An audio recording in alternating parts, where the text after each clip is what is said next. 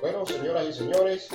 estamos en este momento en compañía del profesor Jesús Alfredo Maita, doctor, podemos ya decirle doctor también por su especialidad,